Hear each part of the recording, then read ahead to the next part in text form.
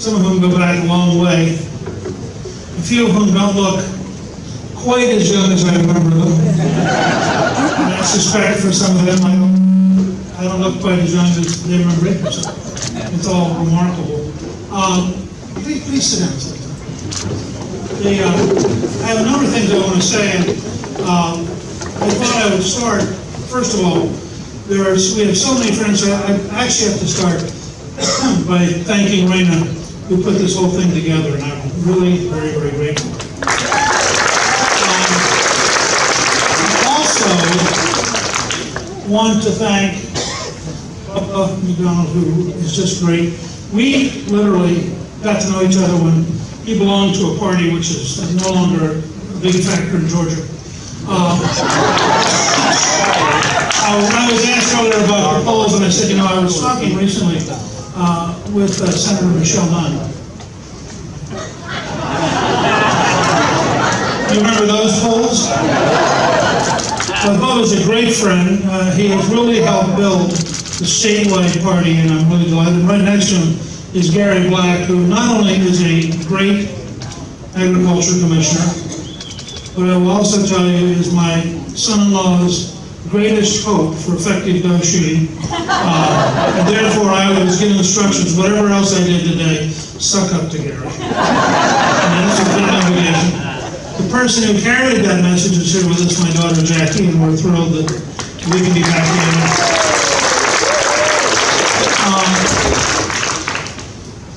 But also, when I see people like Nancy Coverdale, Fred Cooper, I mean, the folks who built the party, you have to remember, when we were first out there, it was really hard. I mean, you could go for miles and miles and not find another Republican. And gradually, it all began to come together in a way that's remarkable. Also, Ike Reichert has been an extraordinarily dear friend, a spiritual advisor. One of the most insightful preachers I have ever listened to, and if you haven't ever heard one of his sermons, he'd be glad later on to share with you how you can come and listen to as many as you like. But he is really a remarkable man, so thank you for being here. And Senator, thank you so much for coming and being part of it. And I really am grateful that we had Congressman Oudemont was able to join us by video. This is something I have to do a lot because we can't get to the whole country, so I'm grateful when somebody takes the time to do it. I'm very, very appreciative. Let me also say that we have a lot of strong supporters. Dr. Lee is here, who's done a great job of raising resources. The truth is, even with somebody as successful as Trump, he doesn't mind having some help in the general election. When he looks at, when you combine Hillary's campaign, the super PACs, the unions, and the news media, that's a lot to run against simultaneously. So I'm delighted that you help them. And I also want to say this one other thing, which is Dr. Kerwin Smith, who I've not met, is he here? I want to say thank you to him wherever he's at, because he is a department head who helped make it possible. I used to teach a long time ago. I taught a course which ended up being televised, and we had about 100,000 students nationwide on renewing American civilization, which is a topic which never goes away, because American civilization is always one generation deep. Now, I want to focus and talk in a pretty serious way for a few minutes, and then we're going to toss it open for questions, and we'll go to whatever you want to. But I really want to talk about two ideas, and I've written some notes because I want to capture it exactly right. So I want to talk about two Ds, deplorable and dishonesty.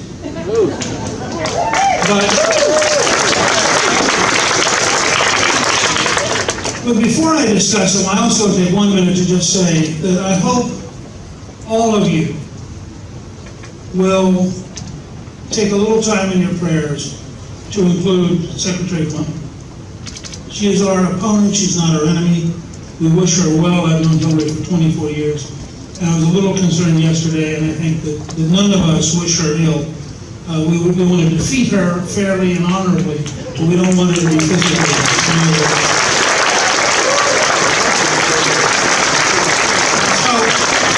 I say that in advance because while I'm going to take her ideas seriously, I also respect the fact that she does have, at least for the moment, some significant health concerns. Now, she gave a talk the other night, in which, and this is a talk that she has used these terms several times. So this was not one of those, oh gee, I made a mistake moments. And she actually reflects most of the modern left, which is why I thought this would be a very good time to talk about both deplorable and dishonest.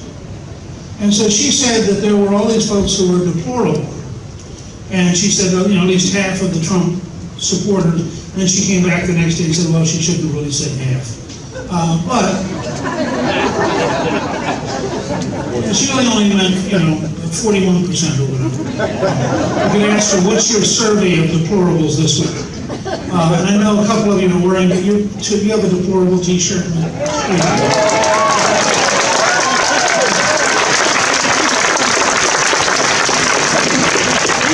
This will be the next growth industry.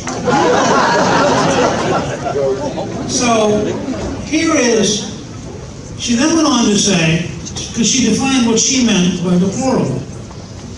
And I think it's very helpful, and actually, in a way she probably did not intend, opens up a conversation about the entire American left as it has evolved over the last 30 or 40 years. So she said the deplorables were racist, sexist, homophobic, xenophobic, and Islamophobic.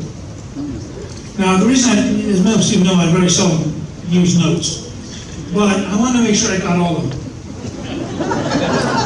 And I didn't want to add some X that she hadn't talked about, so I just stuck with her X. Her racist, sexist, homophobic, xenophobic, and Islamophobic. Now, let me explain why you're seeing this kind of campaign. The left has done such a terrible job at a practical level that they can't have a discussion about the real world. So if Donald Trump goes to Detroit to a black church in a city where the schools are failing so badly that only 5 or 6% of the third graders can read. I mean, literally condemning generations of young African Americans to a hopeless future. Well, you can't, how are you going to debate that? You're going to stand up and say, well, maybe our schools don't educate anybody, but they pay the union on time. Which is the primary purpose of large inner city schools now. They're essentially union payment machines which occasionally teach something. Well, you can't have that debate. So you have to yell racist. In fact, several people said, how dare he go there? When he gave a talk about Milwaukee, somebody else said, how dare he go there? Even though the sheriff in Milwaukee, Sheriff Clark, is an African American.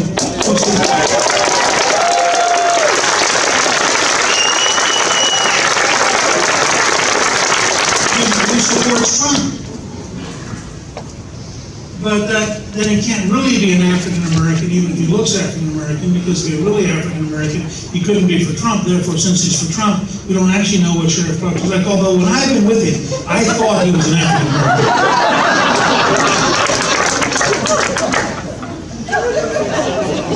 The same thing happened to Dr. Carson, who was a great pediatric neurosurgeon with extraordinary worldwide skills, with a movie made about him called Gifted Hands, which if you've never seen, is a wonderful movie. And I thought, I heard him speak at a National Prayer Breakfast. I thought he was amazing. And I actually thought he was African American until he ran.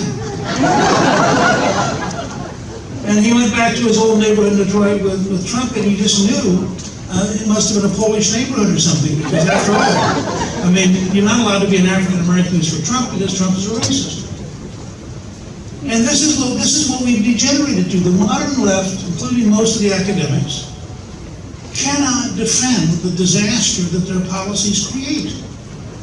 And so they know if we get into an honest debate about what's going wrong with the university. Look at Chicago, where you've had, I saw a note this morning, Chicago currently is averaging, I think it is 1 shooting every 2 hours.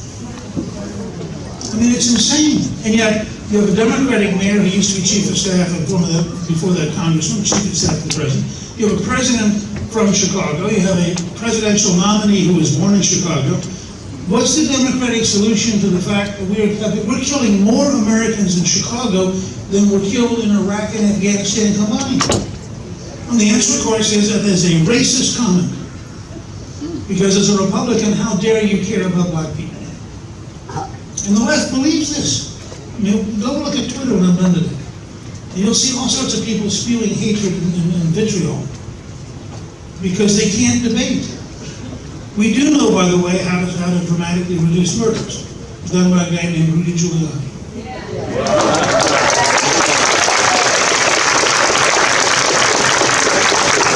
And Giuliani recently said if he had not become mayor of New York, would have become Detroit. And I think he's right. Well, what did Giuliani do? Oh, he applied conservative principles. They saved literally thousands of lives. They reduced the murder rate by 85%. They created a safe environment where jobs came back to New York, tourists came back to New York. Well, the current mayor, who's a radical leftist, is trying to undo all that. Because the left's vision is that the police harassing you is a greater danger than being killed. And so what have the police done? The police have said, fine, you don't need to harass people, I won't. By the way, I'm going to be sitting over here at the police station while I get shot. And tragically, the story I read this morning about Chicago involved a policeman whose son was killed sitting on the porch in a drive-by shooting, who said, we have lost control of the streets. But to say that is to be racist. So instead of having the left say, thank God Donald Trump cares about the inner city poor, we finally have a Republican candidate with the guts to go right in the heart of the inner city.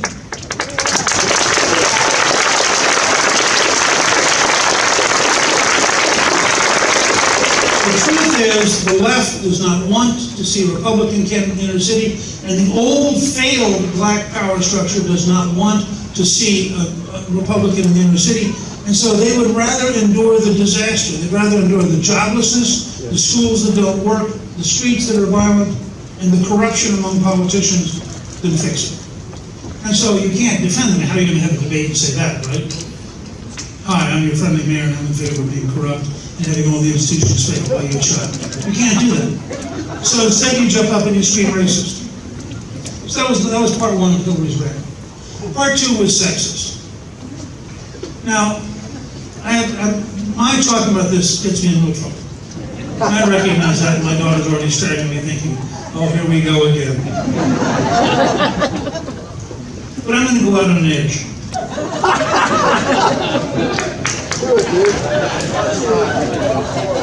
I know, I've almost never done this in my whole career. You know, I have two daughters, I have a granddaughter, and I have great concern that they all have a wonderful life. But when you have the former First Lady of the United States, former Senator from New York, former presidential candidate, former Secretary of State, multi-millionaire, current Democratic nominee, explained that almost 50 years ago, when she took the law exam, she felt oppressed because some of the guys weren't friendly. And she said this today. It's one of those moments when you think, what planet does she live on? How can you carry deep in your heart a 45-year-old grievance which somewhere between First Lady of Arkansas, First Lady of the United States, U.S. Senator, Democratic nominee, multi-millionaire, somewhere you would have thought there was a balm that would have allowed her to recognize that America's probably changed. It's now probably guys who are getting dissed by girls because girls outscore them. I mean, imagine the humiliation of guys who used to be dominant now actually having to compete with girls. Many of them are pretty smart, and it's just a mess. So us males are sitting there going, let me get this straight. You're telling me that 45 years ago somebody bothered you enough that it's still a current grievance in your brain? And you want me to think you're mature enough to be president? I mean,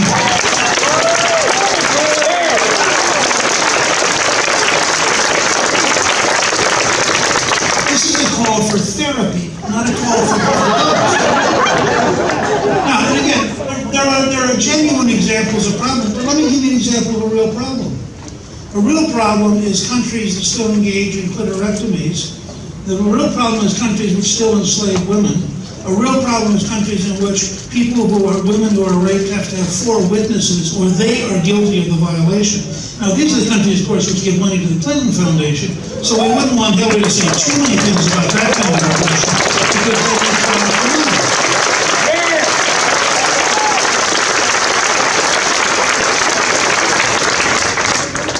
The third word is homophobic.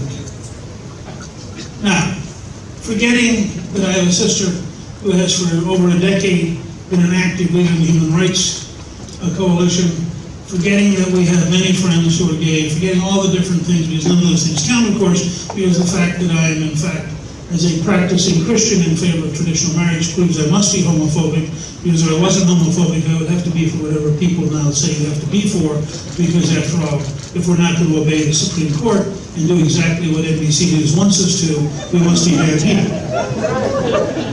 My only answer is give me a break. You live in the freest country in the world. Now again, if you want to talk about genuine homophobia, how about Iran, which executes gays? How about Saudi Arabia, which executes gays?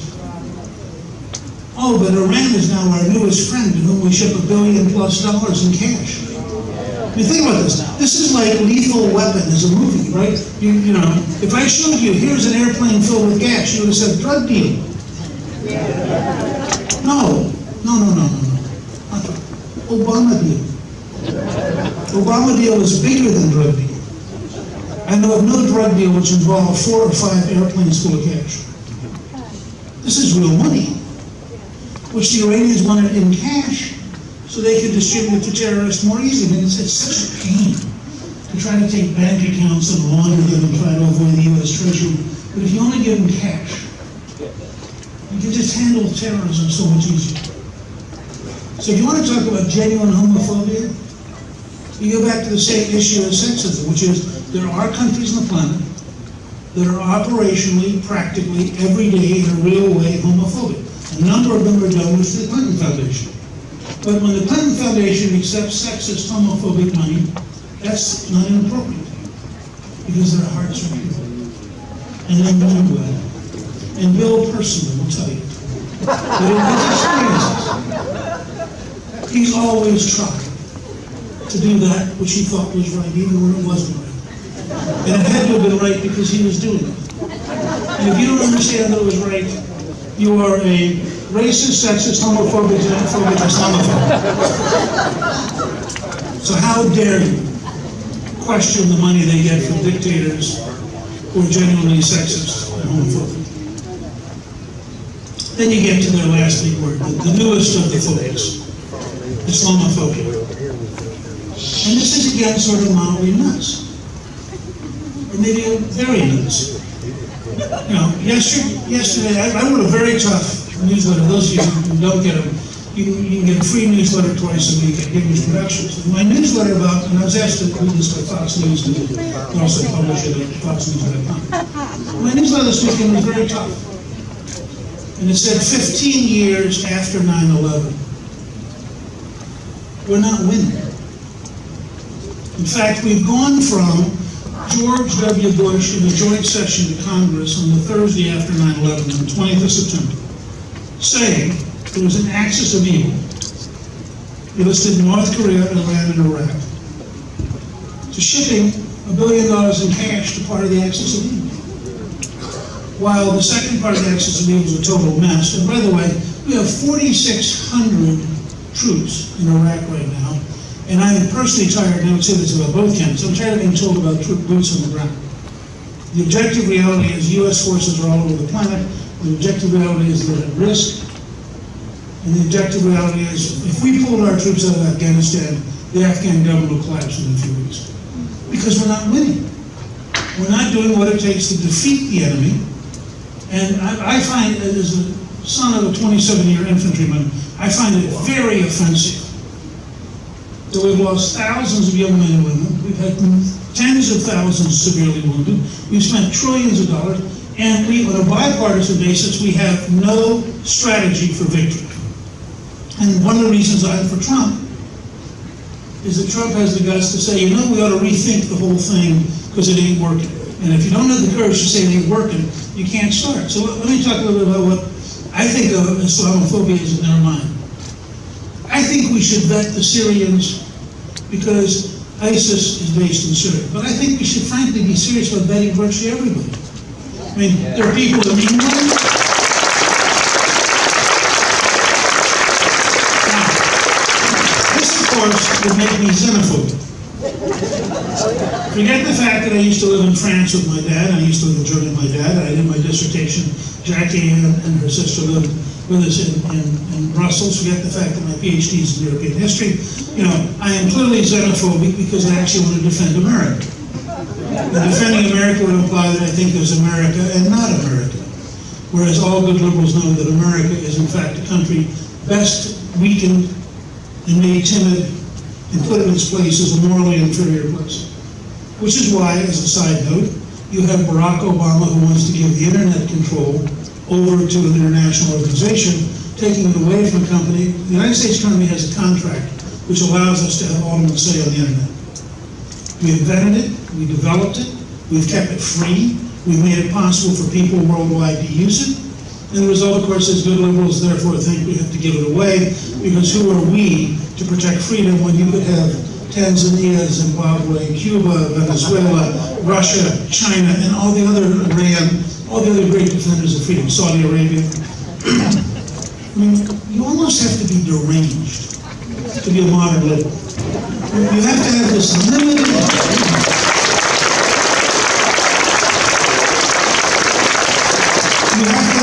very limited contact with reality. Because if you had a lot of contact with reality, you'd be questioning virtually everything you believe. I mean, how could you seriously argue that an international organization which has Saudi Arabia, Iran, Russia, and China is more likely to protect the internet than the United States? But I guarantee you, the Obama administration and Hillary Clinton will make that case. So, finally, the reason they have to use these nasty, nasty, nasty words is they can't win a debate. And the reason they have to lie is they can't defend their reality. Now, some of this goes all the way back to Bill Clinton, but it really accelerated with Barack Obama. Who, remember, campaigned on the grounds that you could keep your doctor. You could keep your insurance, which, by the way, we now know they knew was a lie. Just a plain lie. Not a fudge, not confusing, a lie. And then you get to things like Benghazi, where we now know the entire administration, not just Hillary, the entire administration made a decision that it would weaken their ability to get reelected if they told the truth. So they thought to themselves, tell the truth, maybe not get reelected, lie to the American people about the murder of Americans, maybe get reelected, oh gosh, I guess we'll have to lie. They didn't just lie. They lied with such sincerity that they tried to browbeat the Republican candidate into believing that the things he knew happened didn't happen, because if they'd happened, Barack might lose, and Barack's not allowed to lose, therefore they couldn't happen. And if you watch the one debate, the news media host is busy beating up on the Republican candidate for saying the truth. Well, she's saying it's not the truth. Because it can't be the truth, because if it was the truth, he'd lose. Now, the modern version of that is poor Matt Lauer. Matt Lauer was a nice guy, I've never shown him that. Matt Lauer does a national security debate. And this is, of course, national security. Secretary of State. Senate member of the Armed Services Committee. Sophisticated person. Clearly the debate Hillary's going to win. And Matt asked her about the obvious fact that she's lied endlessly about her emails. Clearly a sign that he's deranged. And then the first person he calls on in the audience is a veteran who gets up and say, you know, you corrupted national security. Clearly a sign it was all stacked. And so the elite media, I knew the next morning who'd won, because the New York Times, the entire bottom of the page 15 of the New York Times was people attacking Lauer for having been unfair to Hillary. Which I think was because secretly Matt Lauer is sexist. I think this was, he couldn't help himself. He saw a woman, he saw a chance to exploit her. And so he said, I'm going to ask you about something you're probably not ready for. Emails. And she began to melt down because he hit her from the side she'd never considered. Because how could a nice friend like that ask her about emails? And then he was even meaner and he picked some guy, notice it was a guy, in the audience who asked her a nasty question. And so instead of the coronation ceremony on national security that she came for, she actually had to explain herself. And she did it so badly that if you're on the left, you can either say, well, Hillary really blew it, proving you too are sexist. Or you could say, you know, that Matt Lauer was just cheating. I mean, if he hadn't cheated, there's no way Trump could have won that debate, because we all know Trump doesn't know anything about national security, and he's not allowed to win that debate. And if he won that debate, it had to involve cheating. And that's what, I don't make this stuff up, I report it. So, Hillary's dishonesty, which is rampant and complete. I mean, she lied about Benghazi, she lies about emails, she lies about, you know, virtually everything. She lies about the corruption of the Clinton Foundation, she lies about what they did in Haiti, which will be coming out in the next couple of days, which is just horrendous.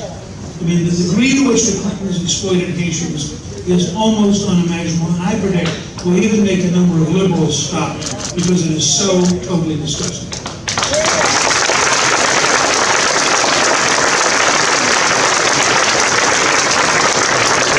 But my point to all of you is, don't think of this as Hillary in isolation.